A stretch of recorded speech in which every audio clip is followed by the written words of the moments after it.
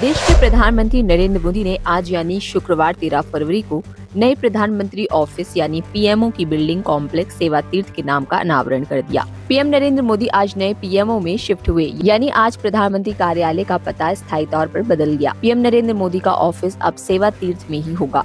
इसके साथ साथ कई अन्य मंत्रालयों के कार्यालय भी इसी में मौजूद रहेंगे। पीएम ने पीएमओ, एनएससीएस और कैबिनेट सेक्रेटेरिएट वाले कॉम्प्लेक्स का नाम सेवा तीर्थ रखा है।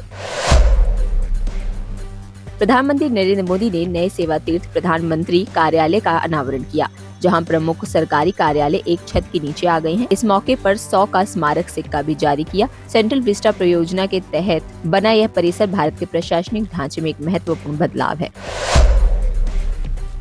बांग्लादेश के 2026 आम चुनाव में बांग्लादेश नेशनलिस्ट पार्टी यानी बीएनपी ने जबरदस्त जीत दर्ज की है और पार्टी ने बहुमत का दावा करते हुए सरकार बनाने की घोषणा कर दी है। यह चुनाव 2024 की जेनजी नेतृत्व वाली जनक्रांति के बाद पहली बार हुआ, जिसने पूर्व प्रधानमंत्री शेख हसीना की सरकार को गिराया था।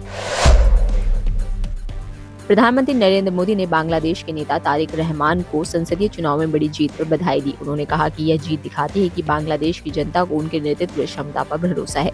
प्रधानमंत्री नरेंद्र मोदी ने ये भी कहा कि भारत एक लोकतांत्रिक, प्रगतिशील और सबको साथ लेकर चलने वाला बांग्लादेश के साथ खड़ा रहेगा।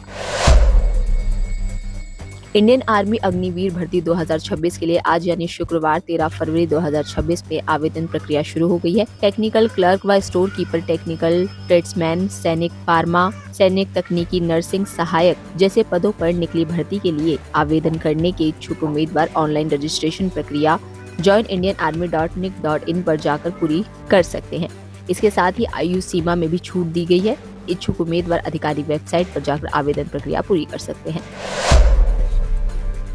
दिल्ली की तिहाड़ जेल में बंद मशहूर कॉमेडियन और अभिनेता राजपाल यादव को लेकर नई खबर सामने आई है। आर्थिक संकट और कानूनी परेशानियों से जूझ रहे अभिनेता की मदद करने के लिए फिरोजाबाद के एएसपी अनुज चौधरी आगे आए हैं। उन्होंने अपनी सैलरी से 51,000 रुपए देने की घोषणा की है। ये जानकारी उन्होंने सोशल मीडिया पर वीडियो जारी कर खुद दी है।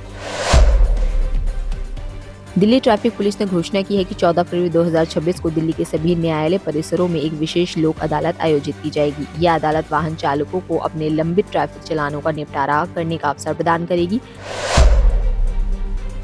देश में बन रहे नेशनल एक्सप्रेसवे पर यात्रा करने वाले वाहन चालकों के लिए राहत बड़ी खबर है। अब अगर कोई नेशनल एक्सप्रेसवे शुरू से अंत तक पूरी तरह चालू नहीं है तो यात्रियों से पूरा एक्सप्रेसवे टोल नहीं वसूला जाएगा। केंद्र सरकार ने इस संबंध में राष्ट्रीय राजमार्ग शुल्क नियमों में संशोधन किया है, जो 15 फरवरी से प्रभावी होगा।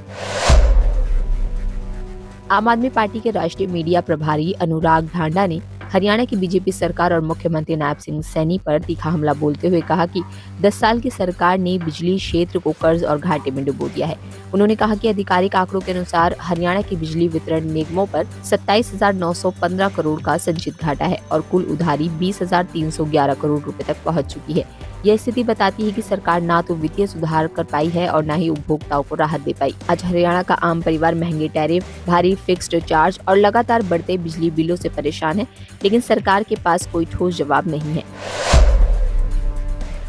राज्यसभा की कार्यवाही 9 मार्च तक के लिए स्थगित कर दी गई है। 9 मार्च से ही बजट का दूसरा सत्र शुरू होगा। इसी तरह देश दुनिया की और तमाम जानकारी के लिए बने रहिए द फ्रीडम न्यूज के साथ।